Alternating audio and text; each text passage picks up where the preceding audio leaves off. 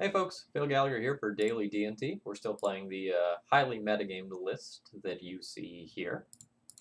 We're currently 1 and 2 with it, but I think we've gotten some slightly rough pairings and got a little bit unlucky. So, still feel fine about the list. We'll see how it fares. We have a relatively balanced opener. Burn? Burn.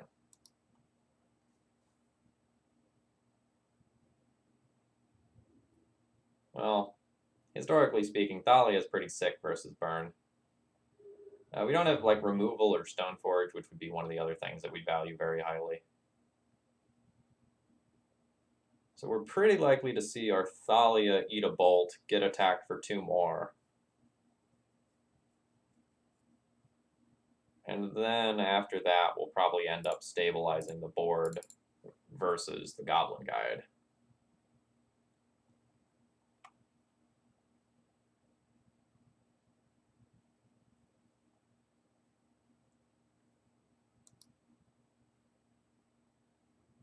It's just a question of like, how much damage is this Goblin Guide going to get in before I stabilize it? I have a feeling the answer is 4, but it could be more than that.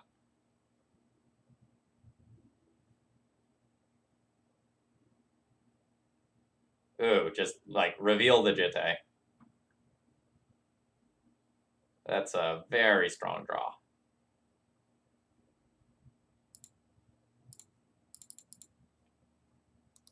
So we play out the Crusader. Playing out the Crusader here means that, like, A, if I draw a land and my opponent doesn't get the Crusader out of the way, it just represents a ton of damage. And it also just represents that I can double spell as long as I draw a land.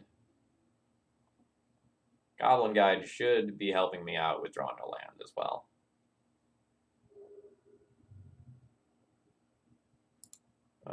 That is mostly a very good draw. I actually kind of have to think about how I want to do this turn. If I'm willing to just lock down the board, I can just play Thalia plus Tomic. But then that means I might not just say equip next turn. I think that's fine.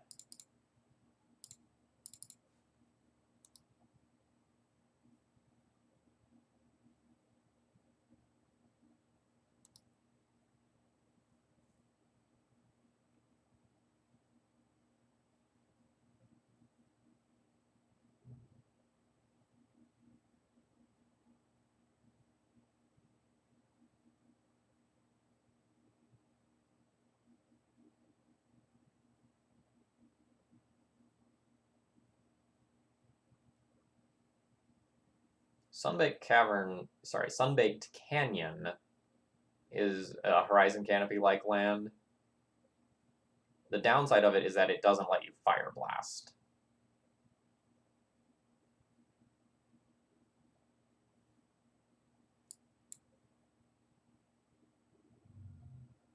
Fire Blast going at me, huh?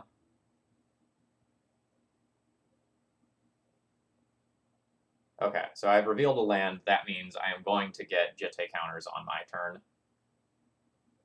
So I think this game is over.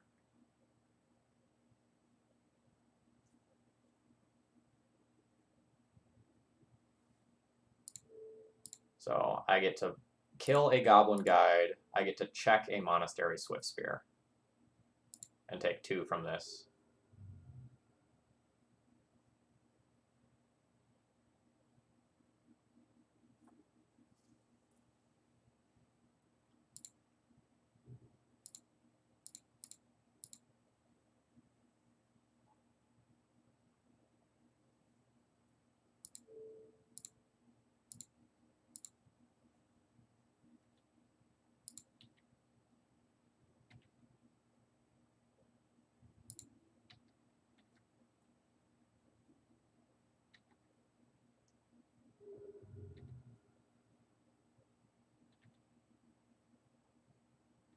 What are the most dangerous worlds for me?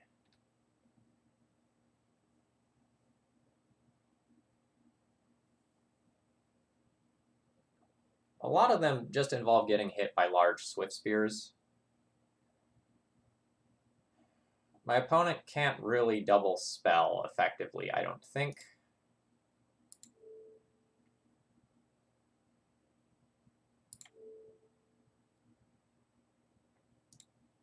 So let's get these under control.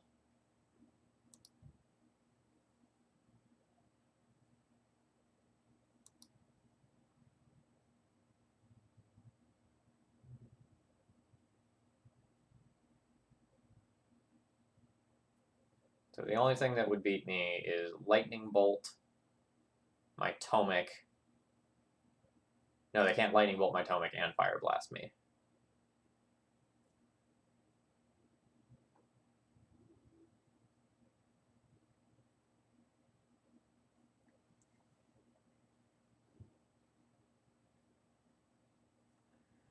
Okay, how do I want to do this turn?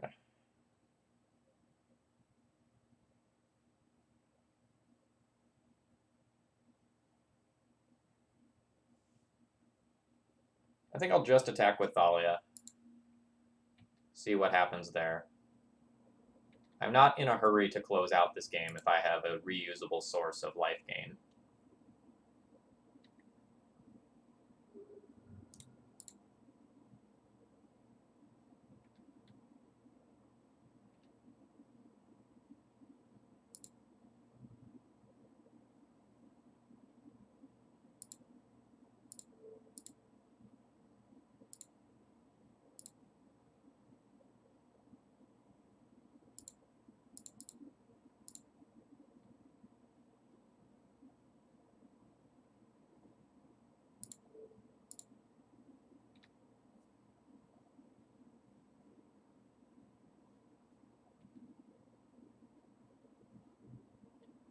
I don't need to get cute and like try to untap my Thalia or anything like that with Flicker Wisp. That gives my opponent a chance to cast spells at a discounted rate.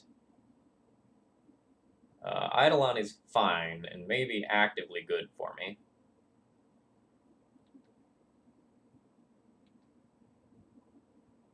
I'll kind of make another decision regarding that on my turn.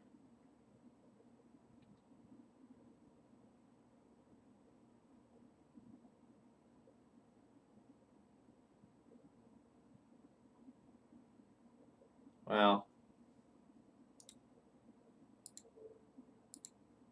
now I guess I'll remove it since I have something I want to cast.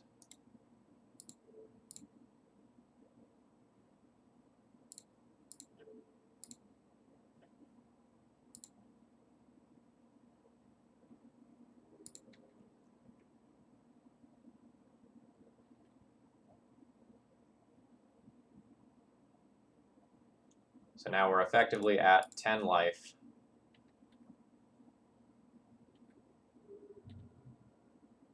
And my opponent can't cast enough spells in one turn to just go and get rid of me, just because they're choked on mana due to the Thalia.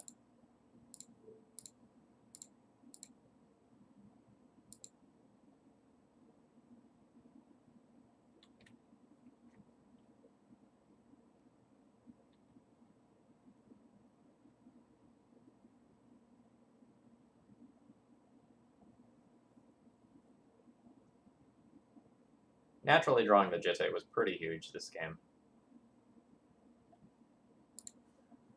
Alright, so we don't have Chalices for burn. So how am I going to be approaching this instead?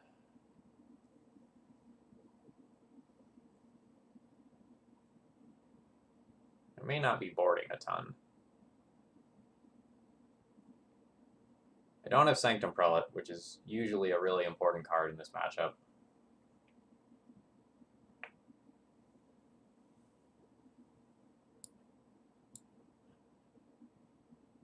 I probably won't...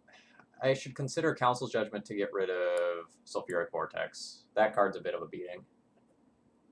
I might end up playing Recruiter for Stoneforge.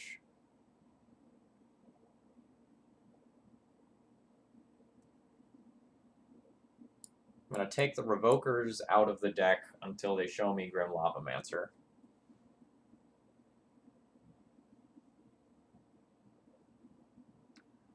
I like Tomic brickwalling the ground. I don't really love Mirren Crusader or Ghost Quarter all that much. Let's trim a couple of Mirren Crusaders and call that good.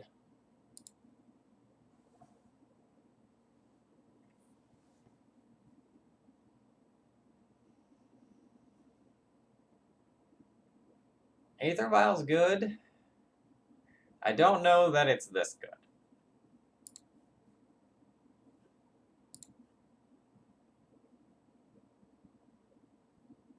I think I'm going to junk a land here, because I think my first Thalia is very likely to die.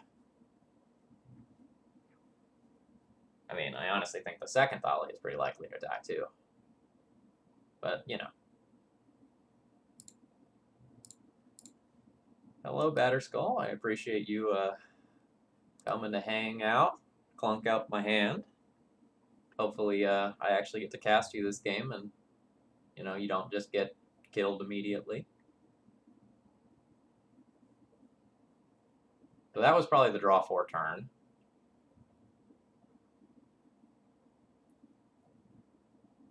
I'll have to make a decision about whether or not I want to send a Thalia spiraling directly into that Rift Bolt. Yes, the answer is yes. I would like to do that.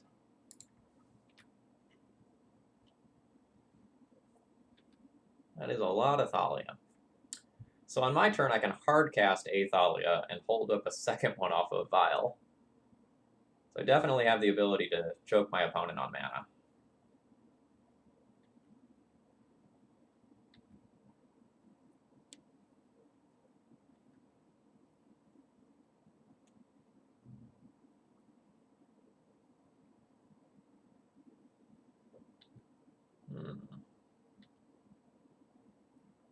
Don't love that.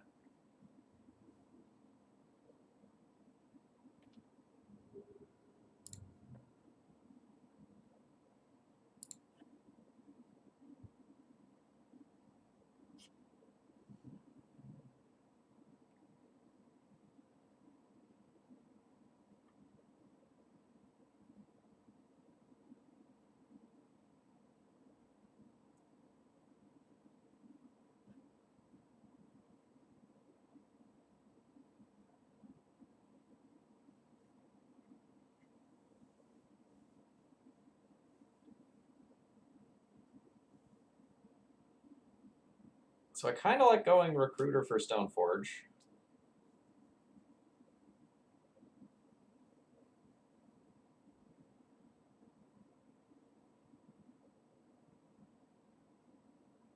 And getting Jitte, hoping that my opponent doesn't kill the Stoneforge.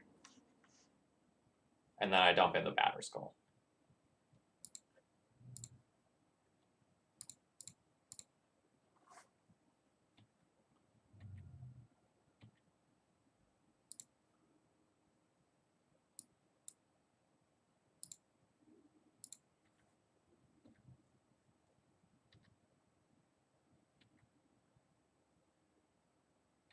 It's possible I'm getting a little greedy here by not just like dumping a Thalia into play.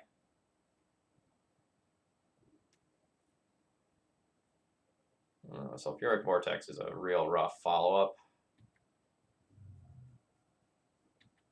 And is definitely something that punishes me for not putting Thalia in play.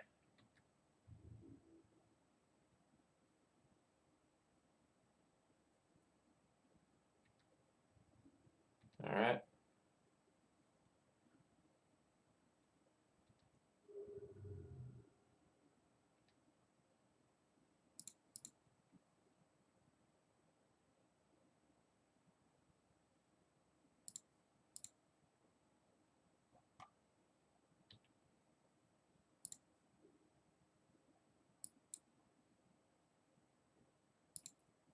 There's arguments for both pieces of equipment here.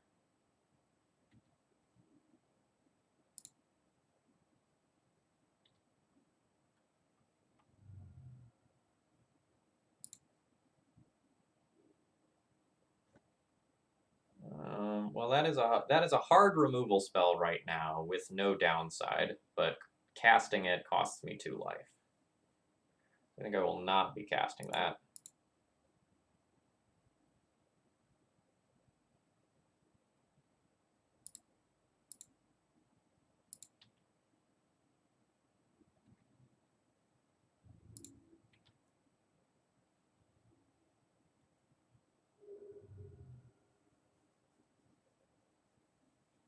And I probably am going to need to be ticking up my vial to 3 in hopes of drawing a Flicker Wisp, so that I can actually gain life and survive the Sulfuric Vortex.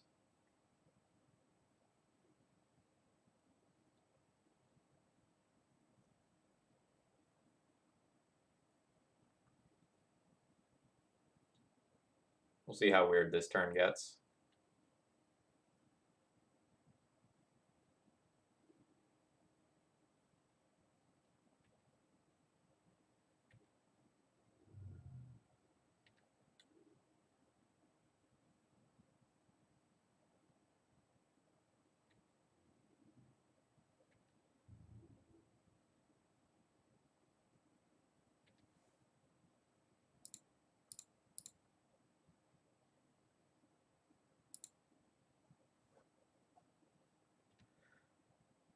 Note, I can consider bouncing my own Thalia here, but doing so will open up Council's Judgment as an out Sulfuric Vortex, but will then open up Lightning Bolt as an out for my opponent.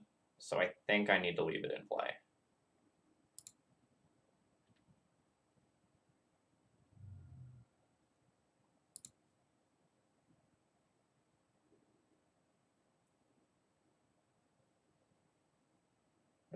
So now I'm just dead to this.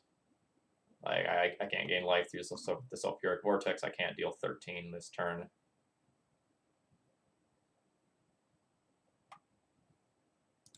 Alright. We got...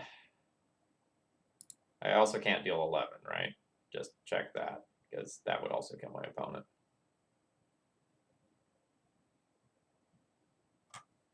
I also cannot do that. Alright, got super punished by Sulfuric Vortex for not putting Thalia in.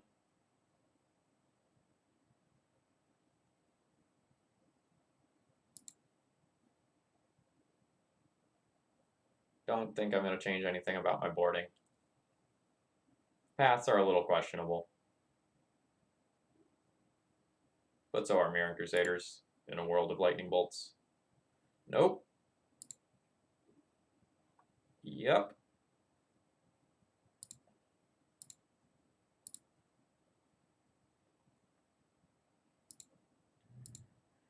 I will probably straight up lose to my opponent if they are not on a creature-based draw with this hand, though.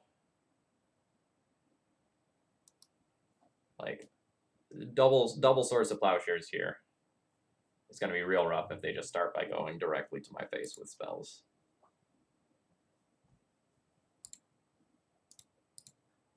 And even if I rip a land, my own Thalia locks me out of potentially casting a bunch of my spells.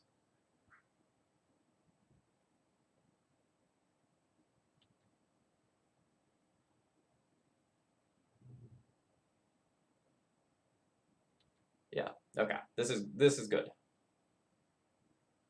I'm very happy to have cards that I can actually, like, trade resources with.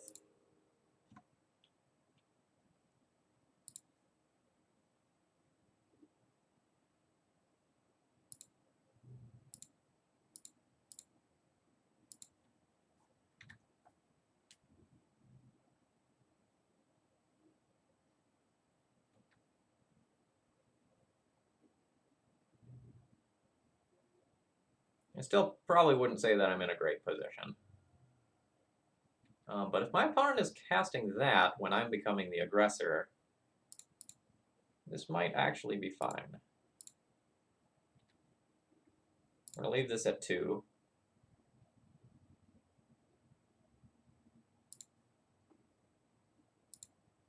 And I think I just wasteland this while I have the chance and press my mana advantage.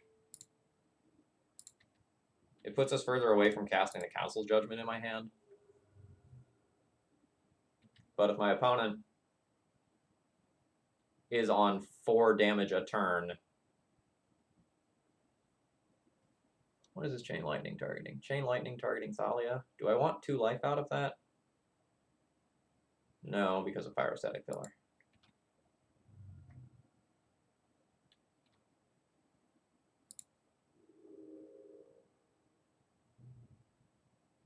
Another Sunbaked Canyon.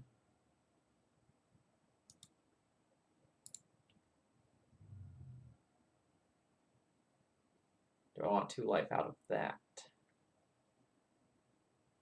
Still think no.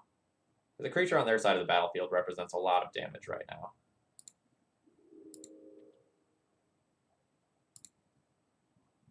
I will tick this up to 3 since I can cast my own 2-drops. Nice. I don't think I'm going to flicker out one of their lands. If they play Sulfuric Vortex, I can just flicker it out and effectively gain 2 life that way.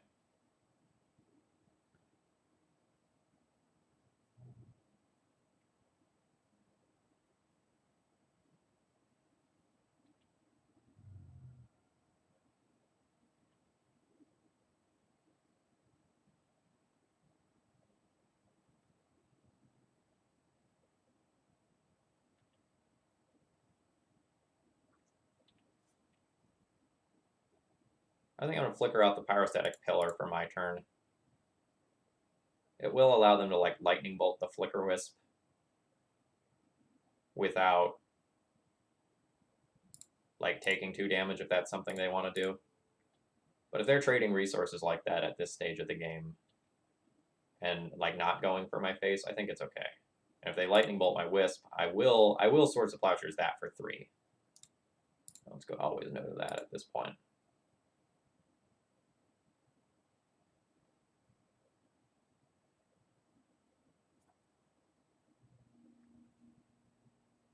This is an awfully long pause.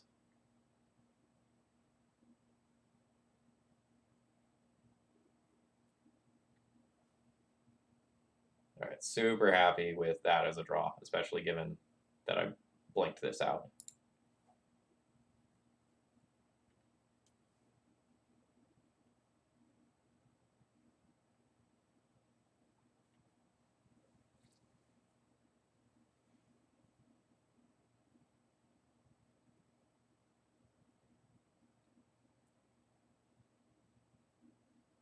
Now I'm unsure if my opponent is thinking or if they're just actually doing something else while playing.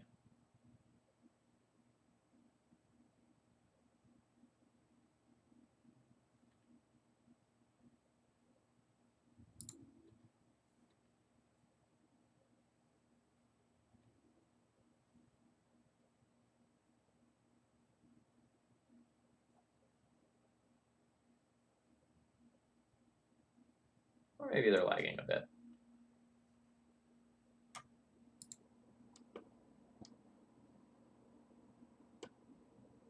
Scrambled Good Boy.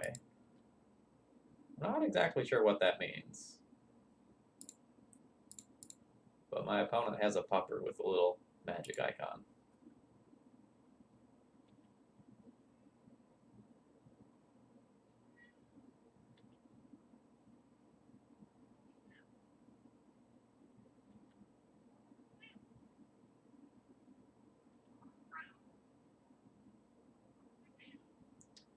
And my opponent has conceded, and we've taken down the match against Burn. I'll be back tomorrow for our last match with this deck list.